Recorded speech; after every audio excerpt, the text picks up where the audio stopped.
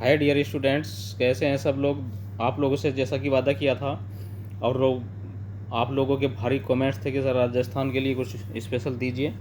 तो वैसे तो कोशिश है कि राजस्थान के लिए ज़्यादा से ज़्यादा मटेरियल दिया जाए। इसमें आपके यूनिट वाइज ना दे करके मिक्स क्वेश्चन दे रहा हूँ राजस्थान लाइब्रेरियन के लिए। उसका कुछ रीज़न है कि आप लोगों को यूनिट वाइज नहीं दिया जा रहा है, लेकिन क्वेश्चंस बहुत ज़्यादा आप लोगों के लिए यूजफुल है। और ऐसा नहीं है केवल राजस्थान लाइब्रेरियन के लिए ही यूजफुल है, सभी कंपटीशन के लिए यूजफुल है।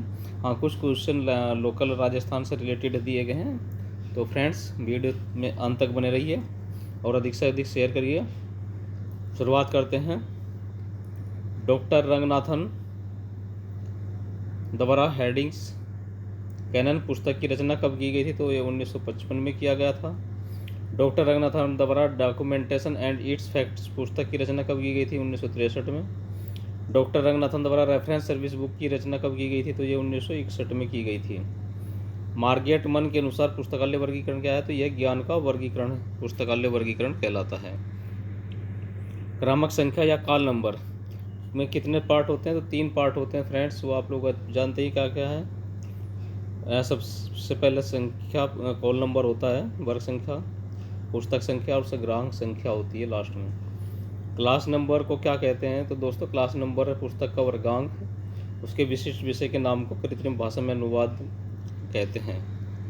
नेक्स्ट क्वेश्चन है, संग्राहक या कलेक्शन नंबर क्या होता है? तो दोस्तों, ऐसा संग्राहक या ऐसा प्रतीक है जिसका प्रयोग प्रलेखों के ग्रंथांक के साथ किसी भी विशिष्ट संग्रह को सूचित करने के लिए किया जाता है, अर्थात संग्राहक के द्वारा पुस्तक संग्रह की जानकारी प्राप्त होती है। डीडीसी का उद्भव किस वर्ष हुआ था? तो डीडीसी का उद्भव 1876 में हुआ था। इंपॉर्टेंट क्वेश्चन आप लोगों को पता है कि बार बार आते हैं। डीडीसी का उद्भव किस वर्ष हुआ था? तो 1876 को हुआ था। किस नाम से हुआ था? तो दोस्तों, डीडीसी का जो प्रथम संस्करण था या जो उसका नाम था, a classification and subject index for cataloguing and arranging the books and the pamphlets of the library, इस टाइटल या शीर्षक के अंतर्गत हुआ था। कब? 1876 में। और कितने पृष्ठों में, कितनी मोटी थी वो 44 पृष्ठों का एडिशन था। नेक्स्ट क्वेश्चन है, डीडीसी के अब तक कितने संस्करण प्रकाशित हो चुके हैं? तो दोस्तों, 23 संस्करण प्रकाशित हो चुके हैं। और कॉलन क्लासिफिकेशन का उद्भव हुआ था हमारा 1933 में। और कॉलन क्लासिफिकेशन के कितने एडिशन आए हैं? 7th एडिशन उसका लास्ट एडिशन था। ठीक है फ्रेंड्स, लार्ज एडिशन था एक तरह से वो। यूडीसी या यूनिवर्सल डेसिमल क्लासिफिकेशन पद्धति का कब आविर्भाव या विकास हुआ? तो यह 1905 में हुआ था। नेक्स्ट क्वेश्चन करते हैं, एशिया का सबसे बड़ा कंप्यूटर कौन सा है फ्रेंड्स? तो एशिया का सबसे बड़ा दूसरा यानी कि कौन सा कंप्यूटर है? परम 1000 है। मॉनिटर को क्या कहा जाता है? तो मॉनिटर को हम वीडियो कहते हैं। लैन प्रयुक्त होता है हमारा अस्थायी क्षेत्र के लिए। फोर्ट्रॉन का सबसे पहले प्रयोग किया गया था मेन फ्रेम हेतु। डोस का पूरा नाम क्या है? डिस्क ऑपरेटिंग सिस्टम, जिसको हिंदी में डिस्क संचालन प्रणाली भी बोलते हैं। MCIR का पूरा नाम है magnetic character ink recognization. Computer गणितीय क्रियाकलाप करता है हमारा रजिस्टर्स में। एनालॉग सिग्नल को डिजिटल सिग्नल में बदलने की प्रक्रिया क्या कहलाती है? डिजिटाइजेशन कहलाती है। डाटा को सुरक्षित रखने का तरीका है बैकअप प्लान, यानी कि किसी भी डाटा का हम बैकअप लेते हैं हार्ड कॉपी में प्रिंट आउट के थ्रू, या किसी भी डिवाइस में उसको हम स्टोर करते हैं। वायरस क्या होता है? तो वायरस हमारा डिस्ट्रक्टिव प्रोग्राम होता है, वो भी एक ही प्रोग्राम है वायरस भी, जो लेकिन दूसरे प्रोग्राम को इफेक्टेड करता है। भारत में निर्मित पहले कंप्यूटर का नाम क्या है? सिद्धार्थ है। ASCII में एक कैरेक्टर कितने के बराबर होता है? 8 बिट्स के बराबर होता है। इंपॉर्टेंट क्वेश्चन है दोस्तों, ये ASCII का पूरा नाम भी बार बार पूछा जाता है, उसको भी याद रखिए आप लोग। MS वर्ड क्या होता है? तो ये फाइल एप्लीकेशन टेबल है। वर्कशीट पर अधिकतम कितने कॉलम्स होते हैं? तो 16,384 है। वर्कशीट पर अधिकतम कितनी रो की संख्या होती है? तो ये होती है 1,48,576 है। लाइनर प्रिंटर की गति क्या होती है? लाइन प्रति मिनट। कंप्यूटर भाषा में COBOL किसके लिए उपयोगी होती है? ये हमारे व्यवसाय के कार्य के लिए उपयोगी होती है। किस कंप्यूटर भाषा का प्रयोग वाणिज्यिक कार्यों में किया जाता है? कोबोल का। नोट NOT नोट गेट किसे पूर्ण करता है? तो दोस्तों ये इनपुट को करता है। इंटरनेट पर भेजे जाने वाला संदेश क्या कहलाता है? ये ईमेल कहलाता है। प्रोग्राम हेतु सर्वप्रथम विकसित की गई कंप्यूटर की भाषा कौन सी थी? फोर्ट्रॉन। अंग्रेजी भाषा में समान उच्च स्तरीय कंप्यूटर भाषा कौन सी है? कोबोल। पावरपॉइंट का निर्माण किसने किया था? माइक्रोसॉफ्ट कंपनी ने। कंप्यूटर में अशुद्धि क्या कहलाती है? बग कहलाती है। और किसी भी भाषा में सर्वाधिक उपयुक्त डॉक्यूमेंटेशन संभव है? कोबोल में। हार्ड डिस्क की स्पीड होती है 3600 चक्र प्रति मिनट। ठीक है फ्रेंड्स। और फोर्ट्रॉन, एवगोल, पास्कल आदि भाषाओं को सीखने के लिए किस भाषा को नींव का पत्थर कहा जाता है? तो हम उसको कहते हैं basic, beginners all purpose symbolic instruction code, basic भाषा को कहते हैं। पुस्तकालय की आधारशिला किसको कहा जाता है? संगठन को कहा जाता है। ठीक है फ्रेंड्स।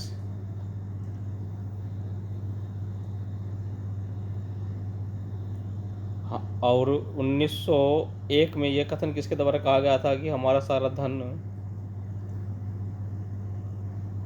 आदि कुछ ले जाओ परंतु हमारे पास संगठन छोड़ो? तो ये कहा था एंड्रू कार्नेगी ने।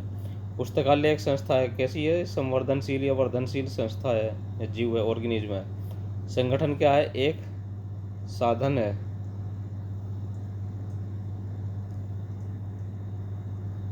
संगठन संरचना को प्रभावित करने वाले घटकों का वर्णन किसने किया था? P.F. ड्रेकर ने। नेक्स्ट क्वेश्चन है, शिक्षा की सर्वोच्च संस्था है विश्वविद्यालय, और विद्यालय पुस्तकालय का प्रमुख उद्देश्य छात्रों में पढ़ने की आदतों को बढ़ावा देना। विद्यालय पुस्तक का चयन कौन करता है? पुस्तकालय चयन समिति करती है। और दोस्तों विश्वविद्यालय पुस्तकालय का कार्य होता है रिसर्च को बढ़ावा देना। विद्यालय पुस्तकालय में पुस्तकालय समिति का अध्यक्ष कौन होता है? प्रधानाचार्य होता है। विद्यालय पुस्तकालय में पुस्तकालय समिति का सचिव लाइब्रेरियन होता है। फ्रेंड्स ध्यान रखिए, librarian, school librarian, college librarian या यूनिवर्सिटी लाइब्रेरियन, वहाँ पर लाइब्रेरियन हमेशा पदेन सचिव होता है। महाविद्यालय पुस्तकालय का प्रमुख उद्देश्य क्या होता है? महाविद्यालय के अध्ययन के कार्यक्रम में सहायता करना होता है। महाविद्यालय पुस्तकालय समिति का अध्यक्ष कौन होता है? प्रधानाचार्य होता है। महाविद्यालय पुस्तकालय का सचिव कौन होता है? महाविद्यालय का लाइब्रेरियन। महाविद्यालय में पुस्तकों का चयन किसके द्वारा किया जाता है? तो पुस्तक चयन समिति के थ्रू किया जाता है। पुस्तक चयन समिति होती है अस्थायी या स्टैंडिंग कमेटी है। विश्वविद्यालय पुस्तकालय का प्रमुख उद्देश्य विश्वविद्यालय में शोध अनुसंधान में सहायता करना। विश्वविद्यालय पुस्तकालय का अध्यक्ष कौन होता है? कुलपति होता है, यानी जिस भी संस्था का जो हेड होगा वही उसका लाइब्रेरी कमेटी का हेड होगा। ठीक है। विश्वविद्यालय पुस्तकों का चयन कौन करता है? पुस्तकालय चयन समिति। 3 कार्ड सिस्टम का निर्माण किसने किया था? तो डॉक्टर एस आर रंगनाथन ने किया था। 3 कार्ड सिस्टम का निर्माण डॉक्टर रंगनाथन के द्वारा कब हुआ था? ये 1930 में हुआ था। और 3 कार्ड सिस्टम में कितने कार्ड होते हैं? वहाँ पर 3 कार्ड होते हैं, इसको 3 कार्ड सिस्टम कहा गया है। ठीक है फ्रेंड्स। नेक्स्ट क्वेश्चन करते हैं। PPBS का पूरा नाम क्या है? तो वह है planning programming budgeting system. PPBS को विकसित किया गया था 1961 में। PPBS का प्रयोग करने के लिए किया गया था किस चीज़ के लिए? बजट बनाने में। और ZBBS का पूरा नाम है zero base budgeting system. Zero base budgeting system की शुरुआत की थी पीटर फेयर ने। जीरो बेस बजटिंग सिस्टम क्या है? बजट बनाने की एक डिवाइस तरीका है। जीरो बेस बजटिंग सिस्टम को विकसित किया गया था 1970 में। जिन ग्रंथों को अग्रिम भुगतान यानी कि एडवांस पेमेंट किया जाता है उसे क्या कहा जाता है? भागों में किया जाता है एडवांस पेमेंट के रूप में, तो हम उसे चंदा देय प्रकाशन कहते हैं। चंदा देय प्रकाशन इसलिए है क्योंकि वहाँ पर पीरियोडिकल का भी हम एडवांस पेमेंट करते हैं, तो ठीक है, तो वो हमारी सब्सक्रिप्शन होती है। चमड़े की जिल्दबंदी सबसे पहले और सबसे अच्छी किस प्रकार की पुस्तकों के लिए होती है? वह संदर्भ पुस्तकों के लिए होती है, रेफरेंस बुक्स के लिए। सबसे मजबूत चमड़ा किस जानवर का होता है? सुअर का मजबूत होता है सबसे ज़्यादा। बी स्पीकिंग पद का संबंध किससे होता है? पुस्तक के आरक्षण से होता है। किस से संस्था की आत्मा कहा जाता है? तो प्रबंधन को संस्था की आत्मा कहा जाता है। और यूनिवर्सिटी का हार्ट क्या कहलाता है? तो यूनिवर्सिटी लाइब्रेरी यूनिवर्सिटी का हार्ट कहलाती है। डॉक्टर जो है उपराष्ट्रपति जो हमारे रहे हैं डॉक्टर राधाकृष्णन के अकॉर्डिंग। पुस्तकालय संचालन हेतु किसे नियुक्त किया जाता है? पुस्तकालय समिति को। गुड ऑफिस कमेटी कहाँ स्थित है? तो दिल्ली में स्थित है। और गुड ऑफिस कमेटी का क्या कार्य होता है दोस्तों? फॉरेन एक्सचेंज के लिए रेट डिसाइड करना उसका कार्य होता है। और बुक कार्ड का आकार क्या होता है? तो 5 इंच गुना 3 इंच होता है। 12.5 गुना 7.5 सेंटीमीटर उसका होता है सेंटीमीटर में। ब्राउनी पद्धति का आविष्कार किसके द्वारा हुआ था? तो इंदिरा ई ब्राउनी के द्वारा। और कहाँ हुआ था? वह यूएसए में हुआ था। जेड सिद्धांत का प्रतिपादन किसने किया है? विलियम आउची ने। स्फुलर चेन अधिकारों को प्रदर्शित करती है ऊपर से नीचे। मोशन स्टोरी का प्रतिपादन किया गया है लिम्बर्ग के द्वारा। सूचना उत्पादन प्रक्रिया दोनों है किसने कहा था? जे मार्टिन ने कहा था। एक कैटलॉग कार्ड में कितने कार्ड होते हैं? तो दोस्तों 1000 कार्ड के लिए एक कैटलॉग कार्ड बनती है। कागज का आविष्कार कहाँ हुआ था? तो चीन में कागज का आविष्कार हुआ था। नेक्स्ट क्वेश्चन है, डॉक्टर रंगनाथन ने पुस्तकालय सांख्यिकी के लिए कौन से शब्द का प्रयोग किया था? तो लिब्रामेट्री का किया था। और पुस्तकालय अनुदान कितने प्रकार के होते हैं? तो 3 प्रकार के पुस्तकालय अनुदान होते हैं। पुस्तकालय अनुदान के 3 प्रकार कौन कौन से? आवृत्ति अनुदान, अनावृत्ति अनुदान तथा तदर्थ अनुवाद, ये 3 अनुदान होते हैं। ठीक है फ्रेंड्स, नेक्स्ट क्वेश्चन है, ब्राउन आगम निर्गम पद्धति में पत्रक का साइज कितना होता है? 5 इंच गुना 3 इंच होता है। ब्राउन पद्धति में पुस्तक थैली का साइज कितना होता है? 4 इंच गुना 3 इंच होता है। पोस्ट कॉर्ब का प्रतिपादन किया गया था लूथर गुरलिक के द्वारा। और कहाँ प्रयोग होता है? मैनेजमेंट में होता है इस शब्द का प्रयोग। पोस्ट कॉर्ब का प्रतिपादन कब किया गया था? तो 1937 में किया गया था। पोस्ट कॉर्ब में पी का मतलब होता है प्लानिंग, ओ का मतलब होता है ऑर्गेनाइजिंग और एस का मतलब होता है स्टाफिंग। इम्पोर्टेंट है पोस्ट कॉर्ब भी, नेट के तो एग्जाम में कोई ना कोई किसी न किसी तरीके से क्वेश्चन आता ही है। पोस्ट कॉर्ब में डी का मतलब है डायरेक्टिंग, ओ का मतलब कोऑर्डिनेशन समन्वय, आर का मतलब है रिपोर्टिंग और बी का मतलब है बजटिंग। प्रबंधन का आशय है पूर्वानुमान लगाना, योजना बनाना, संगठन करना, निर्देश देना। ये किसने बताया था? ये हेनरी फेयोल ने बताया था फ्रेंड्स। नेक्स्ट क्वेश्चन है, ISBDS कब आया था? तो ये हमारा आया था 1988 में। यूनिमार्क आया था 1977 में। यूके में ISBN 1967 में स्टार्ट हुआ है। यूएसए में ISBN 1968 में स्टार्ट हुआ है। इसरो के द्वारा ISBN हुआ है 1970 में। ACR2 का रिवाइज्ड एडिशन कब आया था? 1988 में आया था। CCF का स्थापना हुआ था 1978 में। इंपॉर्टेंट क्वेश्चन है फ्रेंड्स, रिपीट होते हैं और मैचिंग में तो बहुत आते हैं question. CCF common communication format का फर्स्ट संस्करण आया 1984 में। ठीक है फ्रेंड्स, और CCF का दूसरा एडिशन कब आया था? 1988 में। थर्ड एडिशन है 1992 में। Shares list of subject heading, इसका पूरा नाम है LSLSH का। इसका फर्स्ट एडिशन आया 1923 में। इसका 17वां संस्करण आया 2000 में। 21वां संस्करण आया 2014 में। इसका 22वां एडिशन आया 2018 में। और इसका प्रथम संस्करण आया था 1998 में। और 18वां संस्करण आया था 1975 में, इसका जो एडिशन था। ठीक है फ्रेंड्स, इसका 37वां एडिशन कब आया? 2014 है। और 39वां एडिशन 2017 में आया था। सिस्टमेटिक इंडेक्सिंग की शुरुआत कब हुई थी? 1911 में हुआ था इसका शुरुआत। CCC में संकेतन कार्य मुख्य प्रविष्टि के किस भाग में किया जाता है? तो दोस्तों क्लासिफाइड कैटलॉग कोड यानी CCC के अनुसार बनाए गए मुख्य प्रविष्टि में कार्ड के पिछले भाग पर हम ट्रेसिंग का कार्य करते हैं। और ACR2 में यह कार्य कहाँ किया जाता है? ये फ्रंट पेज में सबसे नीचे की तरफ किया जाता है। ISBN का पूरा नाम क्या है? International standard book number. ISBN अब वर्तमान में कितने अंकों में? दोस्तों ये वर्तमान में ISBN 13 अंकों का है। और पहले 2007 से पहले कितने अंकों का होता था? तो ये है 10 अंकों का होता था। ISBN कितने अंकों का होता है? तो अब 13 का। और ISSN international standard serial number कितने अंकों का होता है? फिलहाल 8 अंकों का होता है। कोडेन कितने अंकों का होता है? तो दोस्तों कोडेन हमारा 6 अंकों का होता है। ISSN का पूरा नाम है इंटरनेशनल स्टैंडर्ड सीरियल नंबर।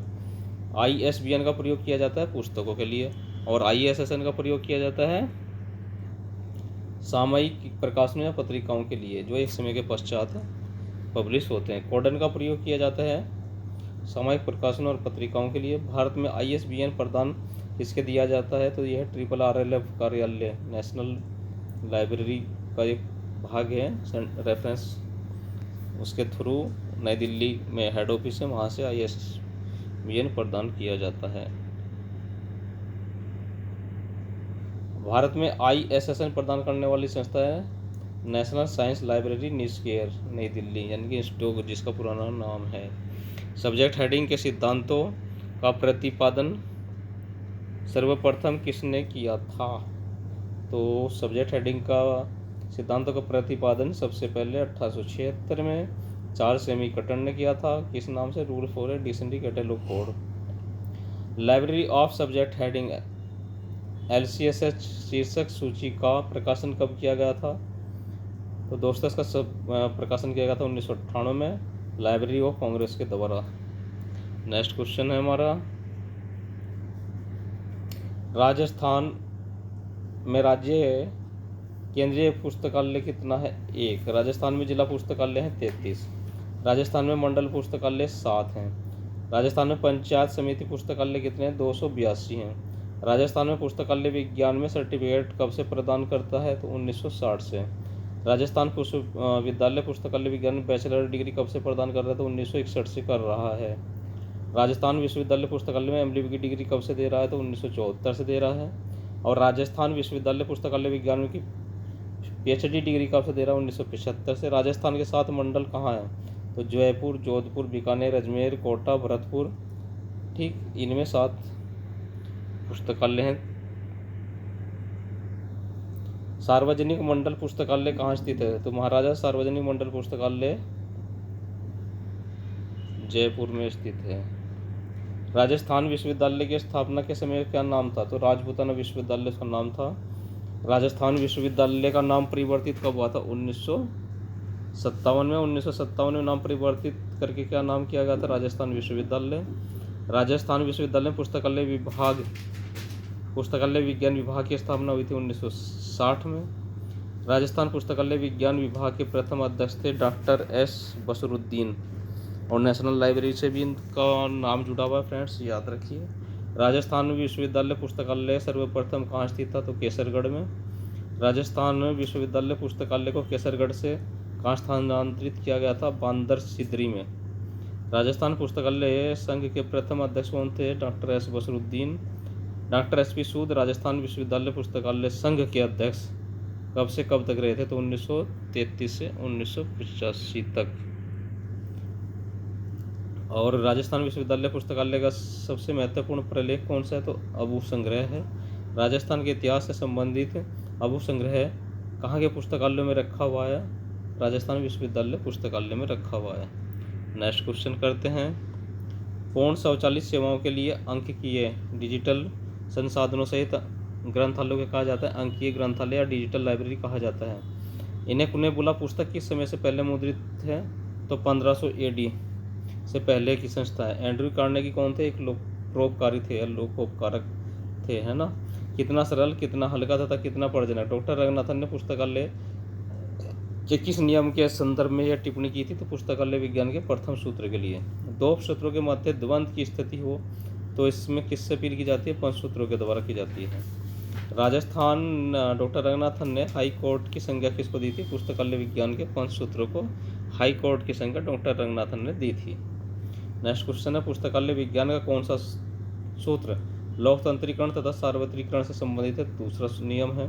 पुस्तकालय विज्ञान का कौन सा सूत्र पाठ के शिक्षण पर बल देता है, दूसरा। पुस्तकालय विज्ञान का कौन सा सूत्र डिजिटल पुस्तकालय की आवश्यकता पर बल देता है, तो चौथा और पांचवा सूत्र देता है।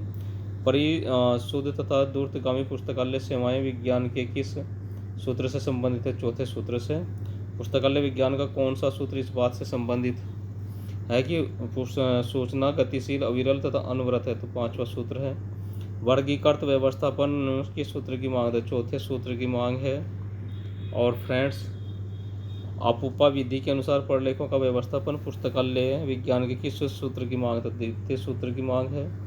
अनुक्रमणीकरण एवं सारकरण पुस्तकालय विज्ञान के किस सूत्र की मांग है, तो चौथे सूत्र की है। पुस्तकालय विज्ञान का कौन सा सूत्र विकलांगों के लिए सेवाएं प्रदान करता है, जैसे अंधों के लिए पुस्तकालय, तो यह हमारा दूसरा नियम है। पुस्तकालय विज्ञान का कौन सा सूत्र यह परामर्श देता है कि स्थानीय स्तर पर पाठकों के बहुमत के अनुकूल ही ग्रंथों का चयन नहीं करें? तीसरा नियम है यह। और पुस्तकालय विज्ञान का कौन सा सूत्र पुस्तकालय के सहयोग पर बल देता है? तो दूसरा सूत्र है। इंपॉर्टेंट क्वेश्चन है दोस्तों, जितने सूत्र हैं लगभग हर कॉम्पिटिशन में एक क्वेश्चन घुमा फिरा करके पूछा जाता है।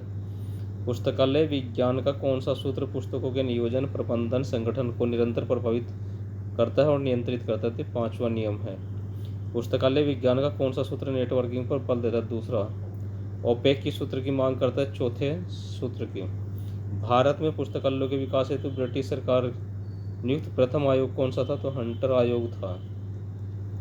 किस आयोग या समिति के द्वारा विश्वविद्यालय के बजट का 6.5% खर्च करने का सुझाव दिया गया था? तो ये दिया गया था डॉक्टर राधाकृष्णन आयोग के थ्रू दिया गया था। नेक्स्ट क्वेश्चन करते हैं। और किसके निर्माण सूचना पुनर्प्राप्ति के थिजोरस का सर्वप्रथम प्रयोग किया गया था? एलन बाउंसन ने। एलन बाउंसन ने 1957 में शोध पर सम्मेलन में अपने प्रस्तुत शोध आलेख में सूचना पुनर्प्राप्ति के संदर्भ में थिजोरस का निर्माण किया था। थिजोरस का वर्णन किया था निर्माण ने door coding conference of classification में। मेटा डाटा से क्या तात्पर्य? डाटा के बारे में संरचित डाटा। मेटा डाटा उदाहरण है पुस्तकालय सूची। डबलिन कोर मेटा डाटा के कितने तत्व हैं? इंपॉर्टेंट क्वेश्चन है, 15 तत्व है। बहुत क्वेश्चन पूछा गया है कई एग्जाम में नवोदय और केंद्रीय विद्यालय में। तो डबलिन कोर मेटा डाटा के 15 तत्व याद रखिए friends. Dublin core Meta data कार्यशाला का आयोजन कब कहाँ हुआ था? तो 1955 में डबलिन कोर ओहियो में हुआ था। डबलिन कोर मेटा डाटा पर कार्यशाला का आयोजन किसके द्वारा किया गया था? तो ये है OSCLC और NCSC के द्वारा किया गया था। नेक्स्ट क्वेश्चन है CCF का निर्माण करने किस संस्था के द्वारा किया गया था? तो यूनेस्को के द्वारा किया गया था। ISO 2709 के प्रथम संस्करण का प्रकाशन किया गया था तो 1973 में। ISO 2709 के दूसरे संस्करण सेकेंड एडिशन की बात करते हैं, प्रकाशन किस वर्ष हुआ था? तो 1981 में हुआ था। केनियन समिति UK का संबंध किस प्रकार के पुस्तकालयों से था? तो यह विशिष्ट पुस्तकालयों से था। और पेरिस समिति UK का संबंध शैक्षणिक पुस्तकालयों से था। तो कमेटी या कमीशन के भी क्वेश्चन आते हैं एग्जाम में। CCF कॉमन कम्युनिकेशन फॉर्मेट अभिलेख संरचना किस मानक का विशेष कार्यान्वयन है? तो यह है ISO 2709 का है। ISBN को कितने मानक के तहत विकसित किया गया? तो ISO 2108 मानक के तहत इसको विकसित किया गया है। ISBN को किस अंतर्राष्ट्रीय मानक संस्था के तहत विकसित किया गया है? तो इसको किया गया है ISO 3297। रंगनाथन ने प्रलेख को 4 भागों में बांटा। वे भाग थे प्रचलित प्रलेख, नवप्रचलित, अप्रचलित और निरूपक प्रलेख। प्रलेखों का सूचना विशेषताओं के आधार पर विभाजन किसने किया था? वह थे हैंसन और डेनिस ग्रोगन ने। प्रलेखों को भौतिक विशेषताओं के आधार पर विभाजित किया था डॉक्टर SR रंगनाथन ने। ऐसे प्रलेख जो नवीन ज्ञान को प्रदर्शित करते तथा प्रकाशित सूचना पूर्व में प्रकाशित नहीं हुई रहती है वे कहलाते हैं हमारे प्राथमिक प्रलेख कहलाते हैं। नेक्स्ट क्वेश्चन है प्राथमिक प्रलेख स्रोत जिसमें किसी भी विषय से संबंधित नवीन शोध और ज्ञान एक निश्चित अवधि में क्रमिक रूप से प्रकाशित होता है, क्या कहलाता है? सामयिक प्रकाशन कहलाता है। नेक्स्ट क्वेश्चन करते हैं EAN का पूरा नाम है यूरोपियन आर्टिकल नंबर। ISBN का द्वितीय भाग किससे संबंधित है? राष्ट्रभाषा और भौगोलिक क्षेत्र से। ISBN का तीसरा भाग किससे संबंधित है? प्रकाशन से। ISBN का चौथा भाग किससे संबंधित होता है? एडिशन या टाइटल से। ISBN का पांचवा भाग किससे संबंधित है? वह जांच नंबर से है।